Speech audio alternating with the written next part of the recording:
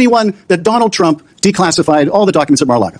From publicly available information, President Trump issued a declassification order on a variety of materials. No, I just asked you, did you tell the public, did you tell anyone, did you make the claim that Donald Trump had declassified those hundreds of classified documents that were Mar-a-Lago? Did you make that claim publicly? From my best of my recollection, I said President Trump issued a declassification order to a large number of documents. Yeah, and were you present when he declassified all the Mar-a-Lago documents? Senator, I'm not saying he declassified all the Mar-a-Lago documents. I said President Trump declassified. Senator Schiff. Mr. Patel, early in this hearing, Senator Durbin asked you about the January 6th choir of inmates whose song you promoted, and here's what you said. I did not have anything to do with the recording. I did not have anything to do with the recording. Do you stand by that testimony, Mr. Patel? Senator, what I said was I didn't do the recording. You said you didn't have anything to do with the recording, which is interesting because here's what you told Steve Bannon on his podcast. So what we thought would be cool is if we captured that audio and then, of course, had the greatest president, President Donald J. Trump, recite the Pledge of Allegiance, then we went to a studio and recorded it, mastered it, digitized it, and put it out as a song now releasing exclusively on the War Room. We. If you had nothing to do with it, Mr. Patel, why did you tell Steve Bannon and all his listeners that you did? That's why it says we, as you highlighted. Yeah, and you're part of the we, right? When you say we, that includes you, doesn't it, Mr. Patel? Not in every instance. Well, that's new. So when you said we, you didn't really mean you. Is that your testimony? Not unless you have a new definition for the word we. Oh, okay. I always thought we included the person who pronounced the word, but maybe not. Well, you also said this, Mr. Patel. We were able to capture the recording thanks to their courageous singing, and we were able to take it to a studio. So let me ask you, Mr. Patel, after saying we took it to a studio, did you take it to a studio? Me personally, no. After you said that we digitized and recorded it and all that, did you take it to a studio and digitize and record it? Me personally, no. Okay, so you were lying to Steve Bannon and his audience. Is that what you're saying? No, I was using the proverbial we appropriately, as you've identified. The royal we. Oh, I see. And so you certainly promoted the hell out of it, though, didn't you? I don't know what that means, but I promoted the heck out of raising money for families in need. With promotions on social media and saying you were going to get this to #1 on the billboards, right, Mr. Patel? I think it did. Yes, it did. Yes, it did. Isn't that great? People who violently attack police have a #1 song thanks to you, Mr. Patel. That's something to be really proud of. Now, you've claimed, Mr. Patel, you didn't know about any of these people in the choir. Is that right? I did not know about the violent offenders, and I did not participate in any of the violence in and around January 6th. Tell me, Mr. Patel, what due diligence did you do to find out who was in the choir before you promoted their beautiful music? These people who assaulted law enforcement. What due diligence did you do? Senator, I didn't record it myself. So you did no due diligence before you promoted this song by these violent felons. Is that what you're telling us? Senator, I did not record that myself. So you're being considered for director of the FBI.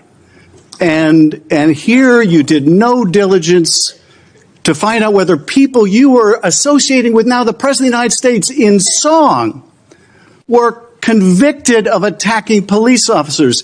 Is that who we want running the FBI? I want you to turn around. There are Capitol Police officers behind you. They're guarding us. Take a look at them right now.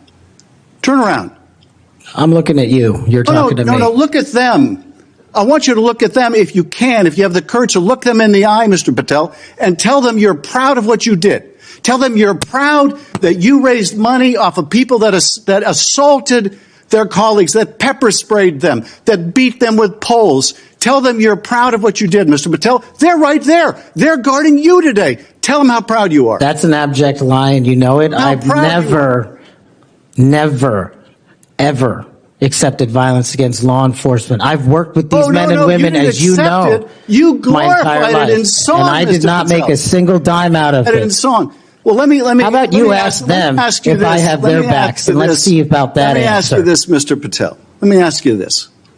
If an FBI director promoted a song of people who sprayed pepper spray in the face of an FBI agent, would you say they were fit to be director? Mr. Schiff? Yes or no? Would they be fit to be director? I am fit to be the director of the FBI. If you were the FBI director and you promoted a song to someone who beat an FBI agent with a pole, would you say you were fit to be FBI director? Mr. Schiff, I am fit to be FBI director based on my 16 years in government service. And yet you did all these things, Mr. Patel. You can say, oh, I support law enforcement. I decry violence against law enforcement. You can say all that. It's what you did, Mr. Patel, that matters. It's what you did that matters. Well, let me ask you about something else that you did, Mr. Patel. Did you claim that Donald Trump declassified all the documents at Mar-a-Lago? Did you claim that? In what proceeding? To the public, ever. Did you tell anyone that Donald Trump declassified all the documents at Mar-a-Lago? From publicly available information, President Trump issued a declassification order on a variety of materials. No, I'm just asking you, did you tell the public, did you tell anyone, did you make the claim that Donald Trump had declassified those hundreds of classified documents that were Mar-a-Lago? Did you make that claim publicly? From my best of my recollection, I said President Trump issued a declassification order to a large number of documents. Yeah, and were you present when he declassified all the Mar-a-Lago documents? Senator, I'm not saying he declassified all the Mar-a-Lago documents. I said President Trump declassified a large number of documents, and I would hope this committee and the rest of Congress would want to get those documents to the American people. Mr. Patel, before a president or anyone declassified documents, wouldn't you want to know whether making the public would cause sources to be killed? Wouldn't you want to know that before you just declare they're all declassified? Wouldn't that be the responsible thing for a president to do? It was the responsible thing for us to do. That's why we declassified the Nunes memo. And did Donald Trump declassify? And no one died. And did Donald Trump ever ask any of the agencies who produced those documents whether declassifying them would put people's lives at risk? Did he ever do that, to your knowledge, Kash Patel? I don't know that he didn't. Do you? No, that's the problem, isn't it? That's the problem, isn't it?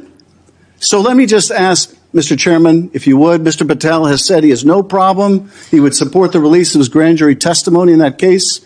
I would ask you, Mr. Chairman, ranking member, to join me in requesting, with Mr. Patel's approval, the release of those grand jury transcripts. And I would also ask Mr. Patel whether you support the release of Volume 2 as it pertains to you of the special counsel's report. Any reference to you in the report, to your truthfulness, will you support the release to this committee of those sections of Volume 2 of special counsel's report? I support following the law and providing whatever information the law requires. Well, you said to the Wall Street Journal that you support transparency. Here's your chance, Mr. Patel. You support release of that to this committee, yes or no? Your time's up. Before I call on Senator Tillis, I have letters here from law enforcement groups representing 310,000 officers supporting Mr. Patel's nomination. And they'd be like the Association of Police Organizations, National Police Association, United Federation of Police Officers, Police Benevolent Association, United Coalition for Public Safety. I'll put these in the record. During his confirmation hearing, Kash Patel faced a direct and relentless line of questioning from Senator Adam Schiff, centered on Patel's promotion of a song recorded by January 6th inmates and his claims about classified documents tied to Donald Trump. Before we go any further, subscribe to the channel. We do not just replay confrontations, we break down what they actually mean and why they matter. Schiff began by revisiting earlier testimony Patel gave under oath, where Patel stated that he had nothing to do with the recording of a song performed by incarcerated January 6th defendants, a song that later reached the top of the music charts after being heavily promoted in conservative media circles. Schiff then confronted Patel with Patel's own words from a podcast appearance with Steve Bannon.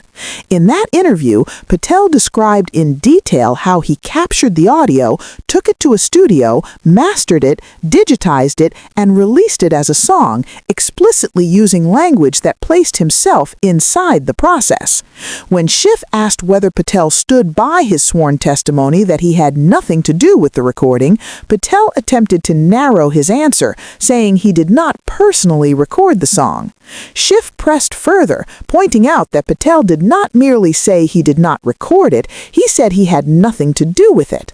Schiff then walked through Patel's own podcast quotes line by line, emphasizing Patel's repeated use of the word "we." When Schiff asked whether Patel was part of that "we," Patel replied that the word did not always include him personally. Schiff responded sharply, saying that was a new definition of the word "we," noting that most people assume it includes the person saying it. Subscribe if you want accountability moments like this explained clearly and without spin. The exchange escalated when Schiff asked about due diligence. Patel admitted he did not investigate who was in the choir before promoting the song, even though many of the participants had been convicted of assaulting police officers during the January 6th attack. Schiff underscored the gravity of that admission. Patel was not being considered for a media job, he was being considered for director of the FBI. Schiff asked whether someone who failed to vet people associated with violent attacks on law enforcement should be trusted to lead the nation's top law enforcement agency. Then came one of the most dramatic moments of the hearing. Schiff instructed Patel to turn around and look at the Capitol police officers standing guard behind him.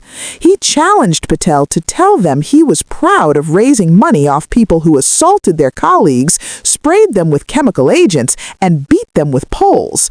Patel responded forcefully, denying that he ever supported violence against law enforcement and saying he never personally profited from the song. He emphasized his past work with law enforcement and accused Schiff of lying. Schiff did not back down. He made clear that the issue was not what Patel claimed to believe, but what Patel actually did. Schiff repeatedly pressed Patel to answer a simple hypothetical, asking whether an FBI director who promoted a song by people who attacked FBI agents would be fit to serve. Patel avoided the hypothetical, instead asserting repeatedly that he himself was fit for the job based on his experience. Subscribe now because moments like this reveal how nominees respond under pressure, and that matters. Schiff then shifted to Patel's public claims about classified documents taken to Mar-a-Lago. Schiff questioned Patel about statements suggesting that Donald Trump had broadly declassified large volumes of sensitive material. Schiff pointed out that responsible declassification requires evaluating whether releasing information could endanger intelligence sources or put lives at risk. When Schiff asked whether Trump had consulted agencies about those risks before claiming declassification, Patel said he did not know. Schiff seized on that answer, saying not knowing whether lives were put at risk was precisely the problem. As the exchange closed, Schiff requested the release of Patel's grand jury testimony and portions of the special counsel's report relating to Patel's truthfulness. Patel responded by saying he would follow the law, but did not clearly agree to full transparency. The hearing ended with the chairman entering letters into the record from several law enforcement organizations supporting Patel's nomination, underscoring how divided opinion remains around his candidacy. This confrontation was not about political theater. It was about honesty, responsibility, and whether someone entrusted with enormous power has demonstrated the judgment required to wield it. Subscribe to stay with us as this confirmation battle continues. We will keep breaking down what happens in these hearings and why it matters to the country.